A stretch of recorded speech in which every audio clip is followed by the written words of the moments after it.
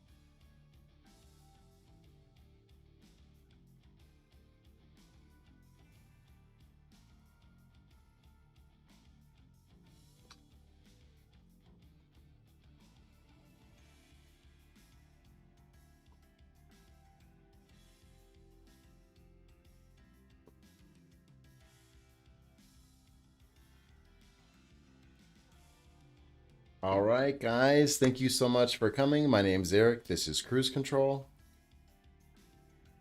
And tonight what we're going to do is we're going to start off talking about the GR86 automatic.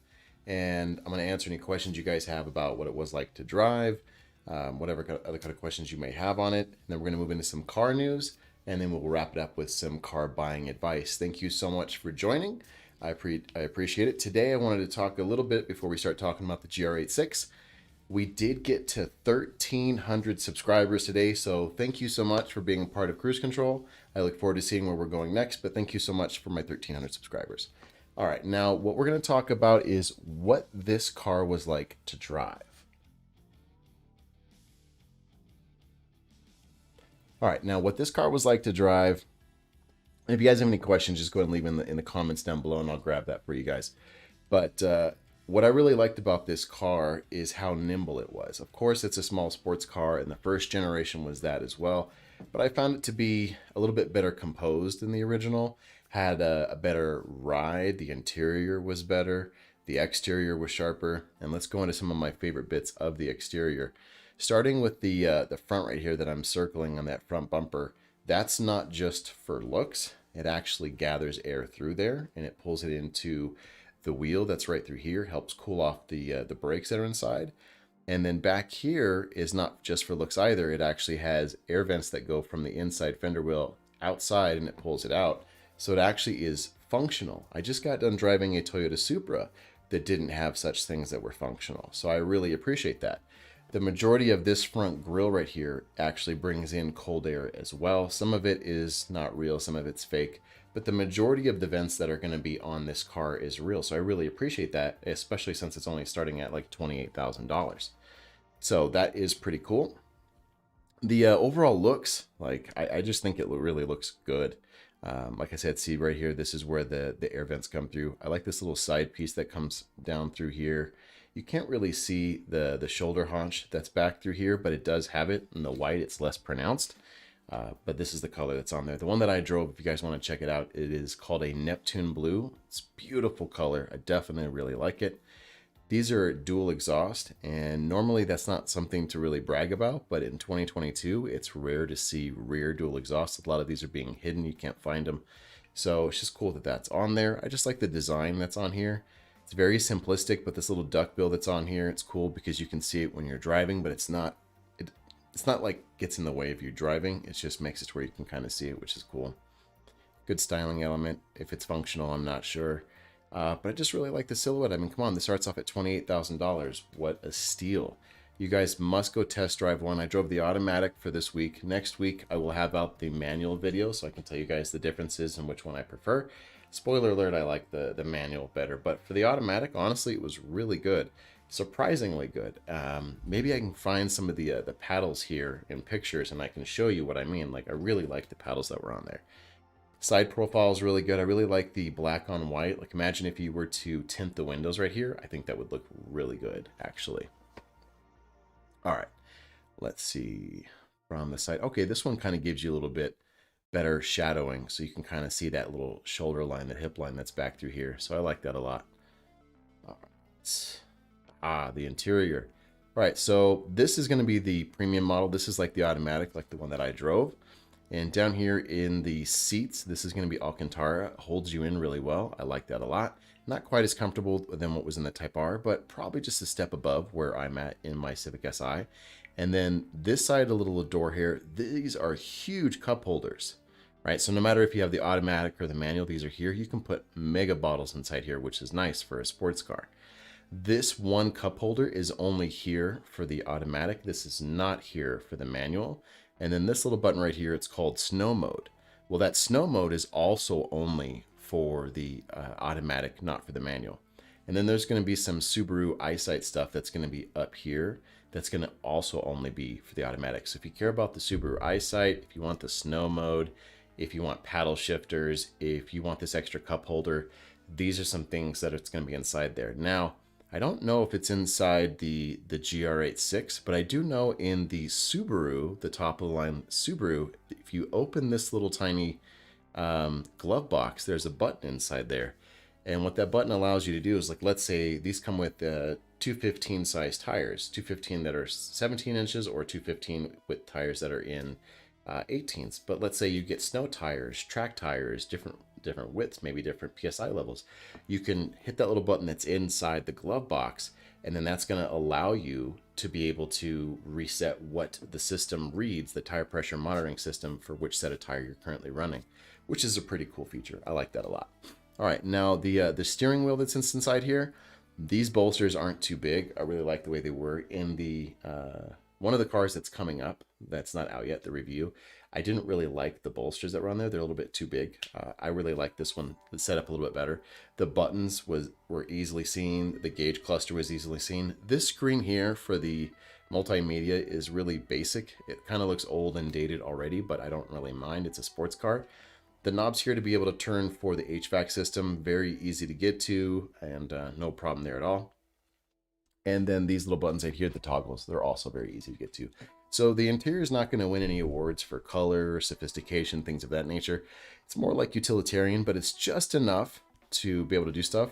What I would kind of want to do is, let's say I'd get this in Neptune Blue. I'd kind of want to take this to an upholstery shop and get this stripe right here. I would get this done in blue. Then my seat belts, maybe I would get those done in blue. And then down here with the footwells, I'd probably put one blue LED light here and one blue on the other side. So then this way I could get a little bit of color, not overkill. And also I would wrap this steering wheel in the Alcantara as well. I just really love Alcantara.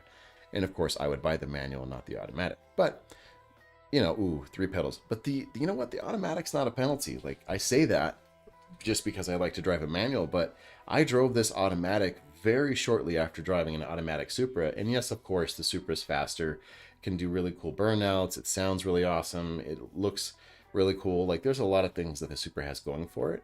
But you know what? Because this thing was 600 pounds lighter, you heard that right, 600 pounds lighter, there is going to be a difference in handling. And this just felt more nimble, more agile because, well, it is. And it was just more playful, it was more fun.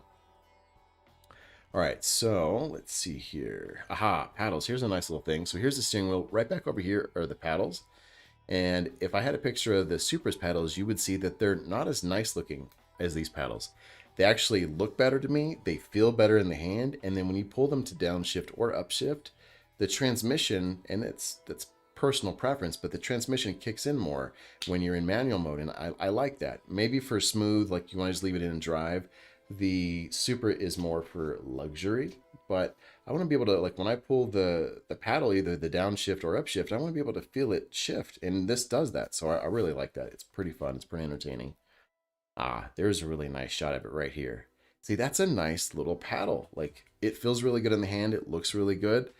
That's just a better looking paddle than what's in the Supra, just saying. The ones in the Supra are very basic plastic pieces, like almost no design, and there's no like click satisfaction. It doesn't have any like texture that I want to be able to pull on, since it's a supposed to be like my version of a manual if I have to get an automatic, because currently the Supra is only available in that automatic. Rumors say, though, we are supposed to get a manual version of the Supra here pretty quick, which is going to be pretty fun and exciting. Priced a little bit out of my budget, but still very exciting if that comes through. That'd be really cool.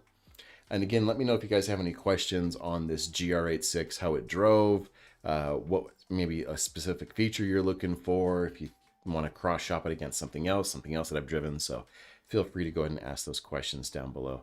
So as you can tell, the interior is a little bit basic. It's a lot of black on black. This little upper pad is Alcantara, which is nice. So it's not a primary touch point, so it's not going to get worn out very easily. This is your primary touch points, which is like leather or fake leather. I'm not sure which, but these aren't going to get worn out as easy if it was Alcantara. And again, right here, these little stripes. So the stripe that's here and the stripe that's up here, I would get in blue.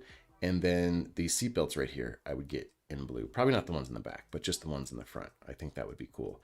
Of course, these do have heated seats if you get the top trim model, which is really nice. The back seats, unless you're really small, like maybe 5 feet tall, you're not going to want to be back here. There's not a lot of headroom. There's not a lot of leg room. There's not a lot of room. So I would probably primarily use this for things, or I would fold this down so that way the pass through the trunk, you can set up like 4 sets of wheels and tires. So that way if you're going to be taking it to the track and you want to drive your normal tires there, and then you can just swap them out once you get there, you could do something like that. But I mean, somebody could fit back there if they really need to. Just know that you're not going to be very comfortable. I tried, but not really. All right, so here's it in another color. This is a really nice color. I don't know what this one is, but it's really pretty. This one says it's the base model. So this is going to have the 17-inch wheels. The interior is not going to have Alcantara. And then, all right, let me...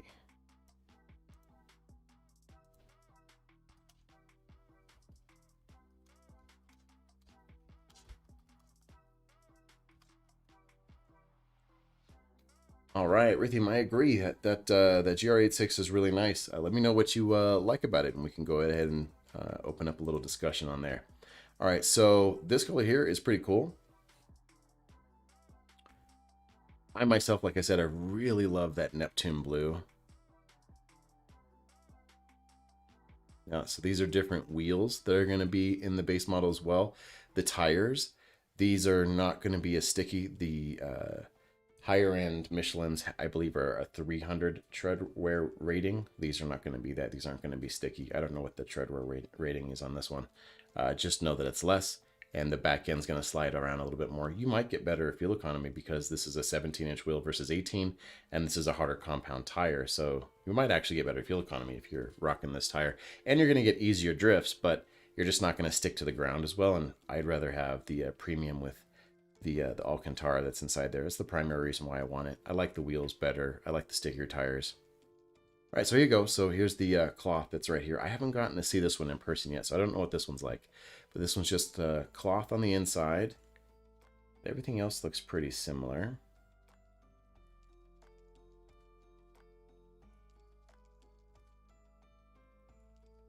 Okay, so they still get snow mode with the automatic. Oh, I was going to check to see what else was in there, but it kind of skipped over. Aha, here you go. Here's a nice little section where you can actually see these vents right here. You can actually poke through, and it actually really does work. I agree with you. It really does have a sleek interior, and it's a nice modern design. Absolutely. The interior is not my favorite, but the exterior is absolutely stunning. All right, so this part of it might be fake that you can see right here, but this is actually open, these pieces, and that's where you can actually feel it go all the way through, and you can actually see your fingers on the other side. You can see that in my video, and you can tell that this part of the grill is closed off, but this is real, so this is letting actual air in. So it is functional. It actually serves a purpose, which I really do appreciate that it does. Good look at the engine, and then here's the other side of it.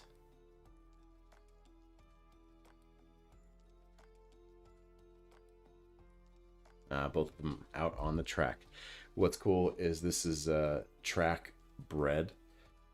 As far as the color, this red that's right here, that's what they called it, track bread red. So it's funny. It's a funny name for a color. Not my color of choice, but pretty funny name for a color.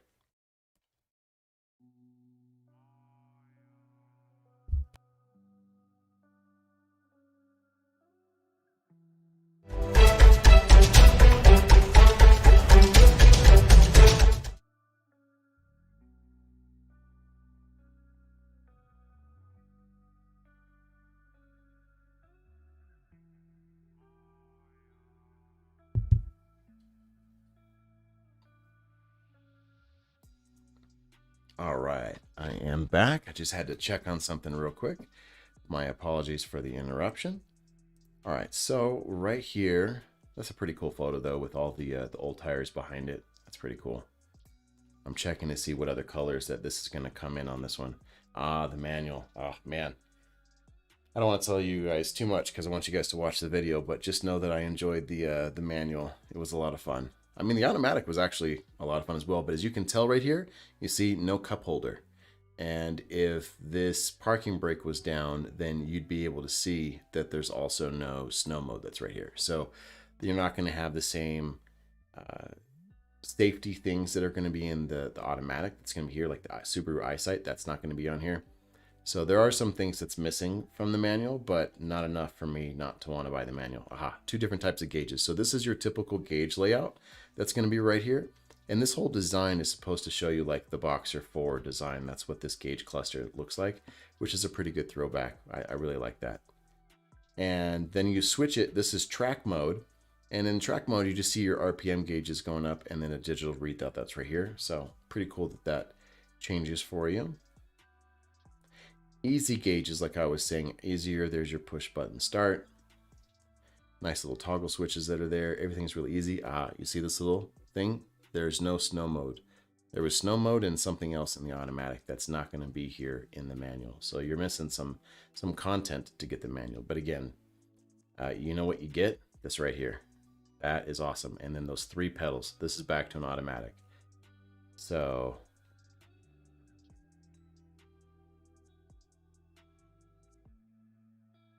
there you go. There's the engine. So this is now 2.4 liters, 228 horsepower, but it did put down 209 wheel horsepower to the wheels on a dyno dyno. If you guys want to be able to check out that video, you can say or see on my channel. I actually showed a video of what this makes to the wheels, which is pretty cool. So this actually I think is underrated, which is great for us. It makes a lot of power for this little tiny 4-cylinder setup. I think that's pretty cool.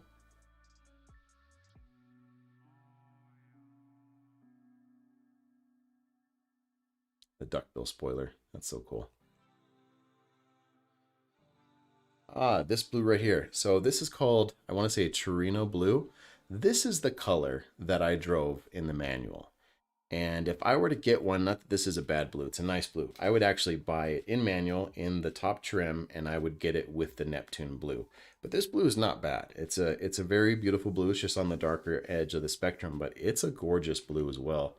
And this was the one that I drove in manual top trim, which you guys will see that on the video next Tuesday. That's when I'm going to get that uploaded, or maybe Monday or Tuesday. It's a good looking blue. It's nice. This one's automatic, but this is base trim. You can tell it's base trim because of the interior. It doesn't have the Alcantara that's on here.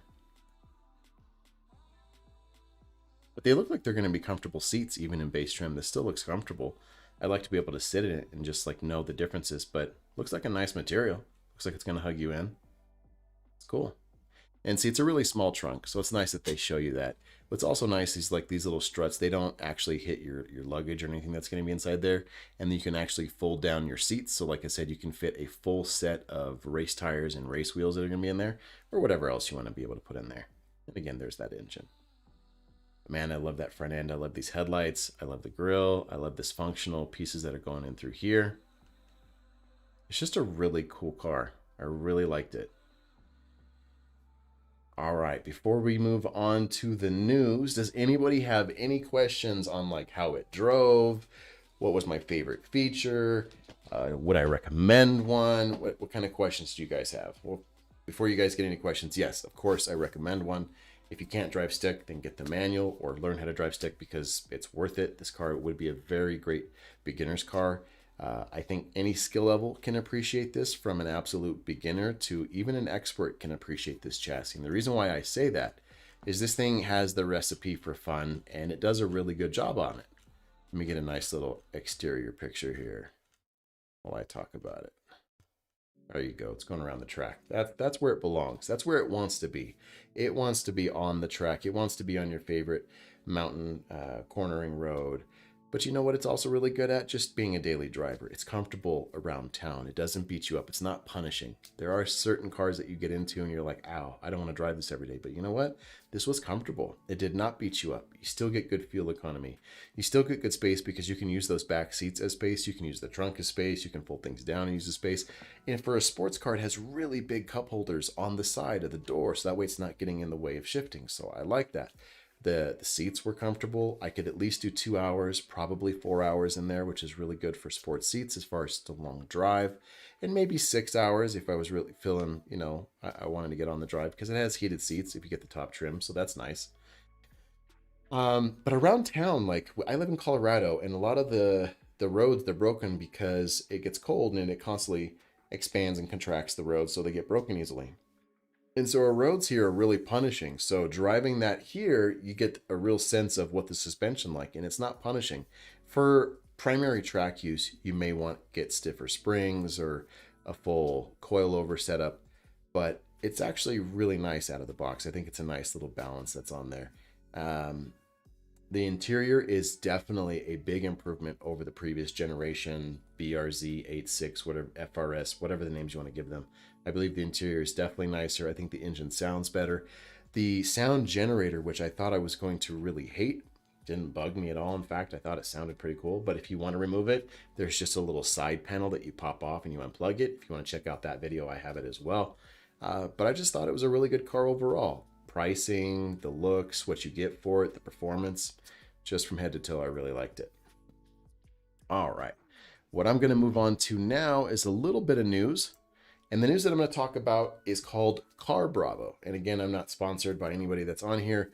This is just going to be a new car buying site. This is actually being launched by General Motors, which you'll know General Motors from Chevy, GMC, Cadillac, things of that nature. So this is going to be on here, and they're going to launch this, they said, by spring, sometime of 2022. And it's going to link, I want to say, over 4,000 General Motors dealerships with their used car inventory. And this is going to combat against things like Car Gurus or Carvana or CarMax, those car buying sites. That's what this is going to be used to combat. And they're going to be able to send you cars. Maybe they'll let you do like an at-home test drive. They'll deliver it straight to your house, things of that nature. So you're going to have it connected. So you're going to have a really big source for cars. I want to say they had around 400,000 cars that's going to be available at launch. They're going to put on here. So it's going to be quite a bit. And this is a car buying site. For right now, my favorite car buying site, again, not sponsored by them, is Car Gurus. Car Gurus, the reason why it's my favorite is how much it allows you to narrow down your search. So right now, how I had my search started for you guys, because we're going to move into the car buying segment. I'm going to help you guys look for your next car. And what I'm going to do is I'm going to just start off with a used vehicle. And what I did is I punched in my little zip code and I said, I want to see cars within 25 miles. I said from 1996 to 2022. I cut off my price spending limit at $22,000. And then I scrolled through here and I picked certain things. One of the biggest things that's going to be down here when we get to it, it is called vehicle history. Now in the vehicle history, what you want to do is check mark anything that could be bad for your vehicle. Frame damage. You do not want to buy a car with frame damage. There's no reason to buy one. That means it was totaled. There's no point for you owning it. It's now a safety hazard. Once the frame's been damaged, it's compromised, don't buy that car. Theft history. That means it's been salvaged. So you don't want it because somebody stole it. And so it's a salvage title, so you don't want it. Fleet vehicle. Yes, some fleet vehicles are taken care of. If you really want to look at it, you can. I initially hit ignore on fleet vehicles just because they generally are beat on really bad. My dad used to work for a company. I know people that worked for different places that had fleet vehicles, and people didn't take care of them. They were really hard on them. So I try to avoid fleet vehicles if I can. Lemon history, meaning did any of these get lemon lawed? Lemon law means it had so many issues within 1 year that are repeat offenders. I believe it has to be 3 times in a year. Then the manufacturer will actually let you out of your contract and say, here you go, you don't have to keep paying for this car, we're so sorry. So one of them was lemon lawed. And then 58 of them were salvage title history reported for other reasons. So I want to block all those things. So I blocked them. And then I went down through here and I started looking. I see it was around $6,000. Okay. So for around $6,000, I was like, what if somebody just needs a small commuter car and they don't need to go very far and they want to be able to charge it at home, but they don't want to buy a new 30, 40, $70,000 EV, but they don't want to also pay $4 a gallon for gas and up to $6 a gallon if you live in California. So, you know, an EV makes a lot of sense for a lot of people.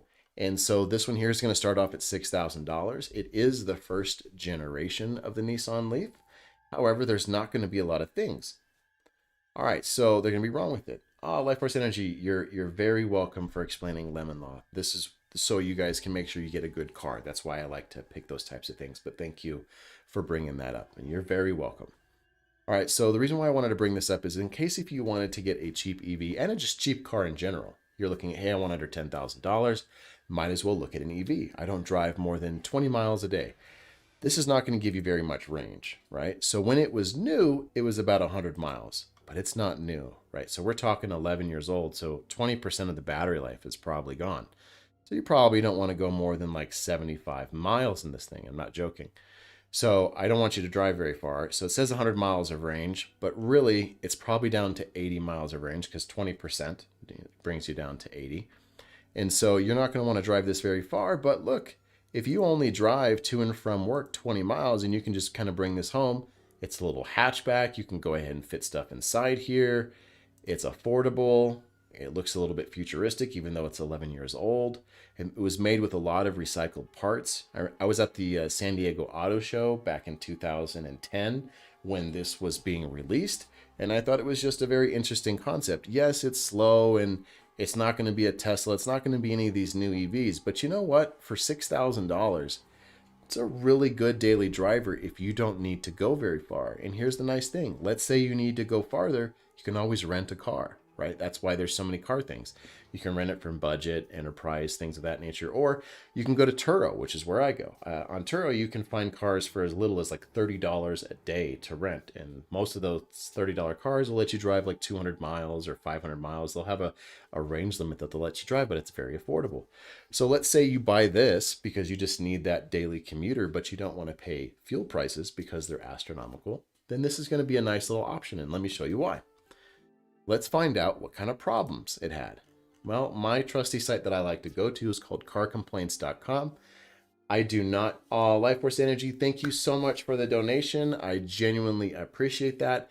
If you have any car questions, please go ahead and put that into your the chat that's down here, and I will help you look at your next vehicle or answer any questions that you may have.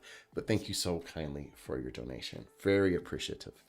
All right, so we're going to go here at Car Complaints. The reason why I go to Car Complaints is because I don't want to give you an opinion. I want to show you facts. And car complaints are from people like you and I. Let's say we own a car. Let's say I have a 2009 Honda Civic Si and I have a particular problem. I can go and report it on here and it'll be on there. So these are just things that have gone wrong with your vehicle, and it's just reporting in that fashion. So based on its reports, they gave it their seal of awesome. We're not saying nothing can go wrong here. Any car can have something go wrong. Same thing here, but there's not a lot of problems. So electrical problems, 4 people, seatbelts, 3 people. So there are certain things that you want to look into, but for the most part, it didn't have a lot of issues. Then let's go ahead and check safety ratings. So for that, I go to IIHS. So we want to check to see how safe this car is. Not that I ever want to see any of you guys get into an accident, but you want to hope for the best, plan for the worst. And in case if the worst happens and you get into a fender bender, it has good ratings, which is very important. Overall evaluation is a good. So you have a safe vehicle, you have an affordable vehicle, you have a vehicle that doesn't have any major issues. Is it going to win any design awards? No. Are you going to win any drag races? Also no, but it is a good piece of transportation, right? And so this is as little as $6,000. In today's used car market, $6,000 for something that only has 51,000 miles on it, that's really good. It's one of the better deals. Next to it, you see a Mini Cooper base. This is not going to have the same reliability that this has. It's almost another 10 years older. It has almost double the mileage. Same for same price. I mean, we're talking $500 cheaper here, but basically it's the same price. I would choose the Leaf over this for daily transportation needs, right? So that's what I would choose. And then let's say you wanted to go with a classic for $1,000 more. So this is $59. You want to go to $6,900. Look, here's a Toyota Camry. Only has 88,000 miles. That's going to be a big sedan. It's a mid-size car, but it's a large mid-size car, so you can fit 5 people in there comfortably. You're going to have a big trunk. It's going to be reliable, relatively fuel efficient for how large it is. So it depends on what you're looking for. There is still good deals to be had, and that's why I'm here to help you find your next vehicle. Let's say you go, Eric, I only have $9,000. I want to find a truck, an SUV, a minivan, a sports car, a regular sedan, an EV, whatever it is. I help you find things within your budget, and then we custom tailor it to your area. We find out how many miles you're willing to go to find it, or if you even want it sent directly to you, like Carvana or one of those types of services where they'll send it directly to you.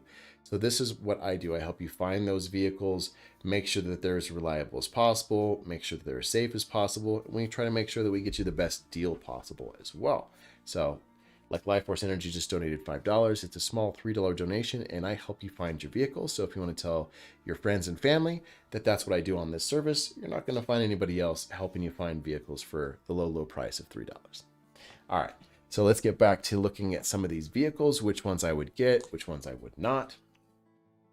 Well, if I'm going to get it, those were some of the affordable ones, right? But let's say if I'm going to get it, the first thing I'm going to do is I'm going to go to manual. I want to see what's available here that's in a manual.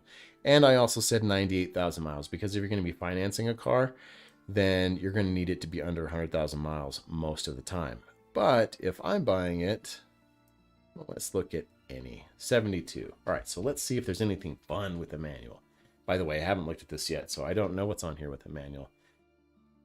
So we're getting real-time reactions here. So that Mini Cooper was a manual, so at least there's that. That's going to help it out a little bit. But if you want to know what I'm talking about with reliability issues, go ahead and watch my Mini Cooper video, and then that's going to show you I had issues the whole time driving that car. I enjoyed it. It's a cute car. Reliable is just not one of those things. There's another Mini Cooper. Scion XB. All right. Mazda 3S Touring. Okay, that's kind of getting into more of my wheelhouse. A little hatchback. It's a 4-cylinder, but it's the S, so it's the bigger. So it's got a little bit more power. It's a little bit more fun. I owned this in the sedan form, so this might be on there. The seats were a little bit uncomfortable, so I probably wouldn't buy it again. Another Mazda 3S, but a newer generation. I liked the seats that were in this generation better, so that's more on my list. But the manual transmissions of the second gen here, this actually had some issues with the manual, so I may not jump on that one as fast. Let's see, that's the first page. But those Mazdas were the ones that I would have gotten on that page. Let's see what I would get on this page. Corolla S. You want something reliable? This may not be very entertaining, this Corolla, this 2012, but you want straight up reliability and you want to go 400,000 miles. This Corolla is going to get you there pretty much problem free. We're talking, you're only changing tires, your oil, your filters, your belts, like just your typical stuff. But you want it to just keep going and going and going, getting excellent fuel economy while you're doing it. Yeah, this Toyota Corolla is going to be a really, really reliable piece of transportation. Not the most entertaining to drive. I've driven them. They're fine. They're comfortable. They're good enough. But inspiring, I won't go that far. Lancia GT. Yeah. 2011 Camaro. It's okay. SVT Cobra. It's pretty cool. It's an SVT Cobra. Audi S4. 2011 Premium. That might be really fun. This has the 3-liter, so it's going to be pretty quick. You're going to have all-wheel drive, 4-door. I'd want this checked out by a mechanic because it's an Audi with 133,000 miles. But you know what? That might actually be pretty entertaining to drive with a manual, 3-liter turbo, all-wheel drive, 15.9. Yeah, that's pretty entertaining right there. All right, so Rithium, do the Corollas break down a lot? I know they're reliable, but how often is wear and tear? Gotcha. How often is wear and tear? It's going to depend on how often you drive. Like tires, most tires are warranted for like 40,000 miles, brakes around the same time. Your oil changes should be between 3,000 and 5,000 miles. Your timing belt should be about every 105,000 miles. So It just depends on how many miles, how fast you are to put on those miles, but it's just going to be wear and tear. The Corolla is going to be exceptionally reliable. Inspirational to drive? No, but very reliable. Let's say you want something with a sportier look, but just as reliable as the Corolla. This 2013 Scion TC, this is going to be very reliable, and it's going to be in a coupe form. This is not rear-wheel drive, though. This is front-wheel drive, so it's going to be better here in the snow. It's not going to be as dangerous about it sliding out on you. It doesn't have too much power. It's just got a Toyota Camry engine that's on the inside, but it makes enough power for it to be not boring. I've driven these. These are actually pretty cool. I like them. And they're very reliable, relatively fuel efficient. Ooh, a newer Mazda 3, and it's a hatchback. I do like this generation Mazda hatchback. This is a really slick looking hatchback, so this is another one that I'd probably look at since it's only $17,000. Turbo Rally Edition Veloster. I do like the Velosters, so that might be one that's on there as well. Those are pretty fun. Now we're starting to get into some fun items. The GTI, this is only 59,000 miles. This is going to be a very entertaining car. The turbo that's on this gives you so much torque. It's a really fun car to drive. You do want to make sure that you're checked out on reliability, but for the most part, this 2-liter engine's actually pretty reliable. So I would actually say this GTI right here with only 59,000 miles, that's going to be a really fun car to get. But it is going to have maybe more reliability issues than, say, the Corolla, but this is also going to be a whole heck of a lot more fun to drive than the Corolla. Ooh, cool. Let's say if you guys wanted to go off-roading, here's a Jeep Rubicon. This isn't going to be my daily driver because it's going to be pretty rough riding, but if you guys like to go off-road, that's going to be a lot of fun. Another Turbo Veloster, another Jeep, another Scion. Nothing's really grabbing me. Ooh, M3 convertible 2004. Wow. If this wasn't a convertible, I would say get this M3. This is going to be the most fun thing that we've come across so far to drive. Is it going to be the most reliable? No, but it's definitely going to be the most entertaining to drive. That right there for $18,700, not a bad deal. The Honda Fit, look, do not let this Honda Fit fool you. This is just an economy car, make no mistake. It's just like the Corolla, only it's more fun to drive than the Corolla. It's much lighter weight. The seats, they fold down completely flat in the back. They call them magic seats. So you get almost the space of an SUV in this very, very, very tiny car. So if you live in the city and space is limited, small parking spaces, it's really congested, and you need something nimble to get you through town, this thing's fantastic. Such a fun little car to drive. Not a lot of horsepower. You're not going to win any drag races, but you're going to not break down. It's going to be very fuel efficient. It's good reliability, good versatility, good sight lines. Like you can see out of the thing, there's not a lot of blind spots. So this is a really good car. Very, very good car. All right, last page, and then we'll wrap some things up here for tonight. The Jetta, Jeep, Forester.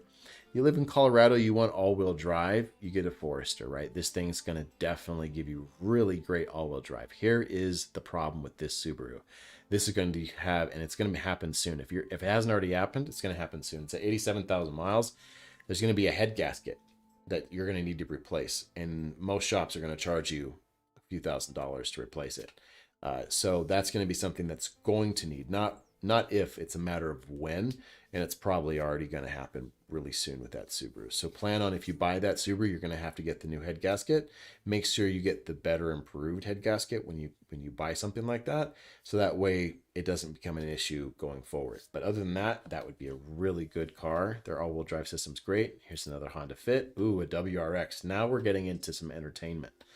This is a 2-liter engine, and it has a little bit of the head gasket issue as well.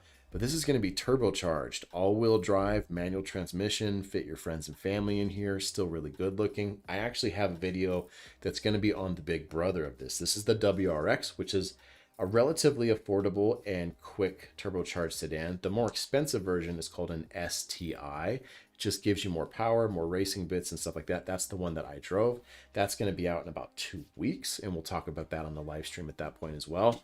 But now, if I'm going up to $20,000 within 25 miles of where I live and I want to get a manual, based on this list alone, now I'm switching to the WRX because you have a lot of capability. We're here in an all-weather state, right? Meaning it rains, it snows, you got everything. So this is going to be very safe here. You can fix any of the issues, any of the weaknesses. Like I said, if it's a head gasket thing, you can replace that. You can add more boost, more power, so it can be even more entertaining to drive. So this thing's going to be the most fun that we've come across so far.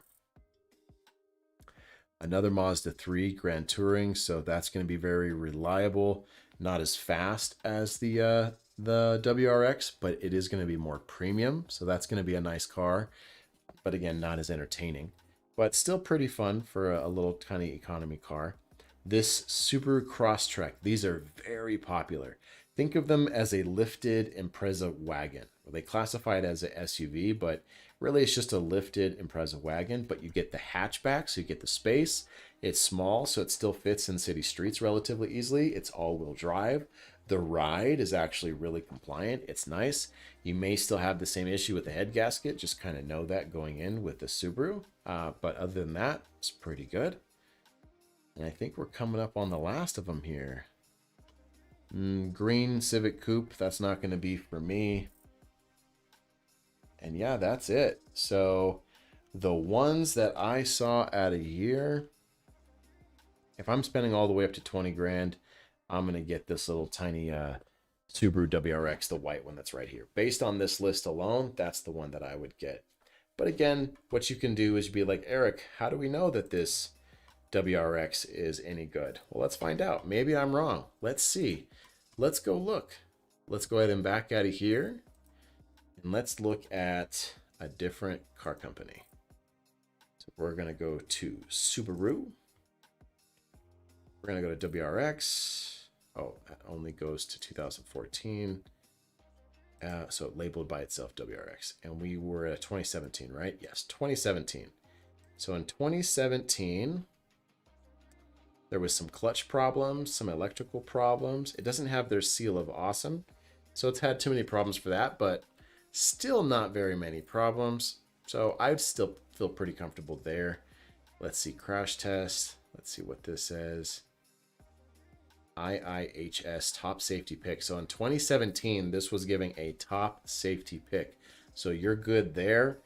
On Fuelie, as far as the fuel economy, we could also do that. So we could do 2017 WRX Fuelie. I'm guessing 25 miles per gallon, but let's find out. So 24 is right in the middle, so I was off by 1. So the most common is going to be 24 miles per gallon, but that's not bad, 24 miles per gallon. Not for a turbocharged little fun all-wheel drive vehicle that's going to keep you safe and still be entertaining to drive. So, yep, if my money was on the line and I had to buy one of these that was on this list, it'd probably be this guy right here. It is a relatively affordable, it's fun to drive. Yep. So then there you go. So the point of this live stream right here, one, of course, I like to talk about cars. And so the first part of the live stream, it's just car talk. We're just talking about whatever I've test driven recently. If you guys have any questions, I help answer them. And then from there, we talk about anything that's happened in the news. Like today, we talked about this new car buying site, which is Car Bravo. That's coming out from General Motors. And then the last phase that's going to be in the live stream, I talk about how do we find you guys your next vehicle and what's the research that we're going to put into it to try to make sure that we find you your best vehicle. And that's what I'm here for. So when you guys donate, like Life Force Energy did, then I go ahead and help you guys find the vehicle in your area. And then we find the price that you're looking for, the type of transmission you're looking for, a coupe, a hatchback, a sedan, an SUV, a minivan, an electric vehicle, whatever you're looking for, whatever budget. It can be new or used. Just know on used, I'm going to have more information. Things like reliability, I'm going to have crash test ratings. A new vehicle, I'm not going to have those things. I can give you my opinion, what I think it might be able to do, but it's no more than an opinion. It won't be anything more than that. But I'll still try to help you find it and tell you what I think of it. Let's say I've driven it. I can tell you if I liked it or I didn't. Or if I haven't driven it, I can tell you what my opinion on that as well. But thank you so much for watching. My name is Eric. This is Cruise Control. I'll be doing more live streams like this. I believe I'm going to start doing those on Monday nights. So I look forward to seeing you in the next one. On the next one, we are going to have the manual transmission that I'm going to be talking about. Of course, that video will be released before that live stream. So then that way you guys will have a chance to see it. So you guys can ask me questions on how it drove. Again, spoiler alert, I liked it. And it's going to be in that Torino blue. So it's that darker blue color. That's going to be the color of the car that I drove for the manual. And thank you guys so much again for watching. I really appreciate it. You guys have a good one.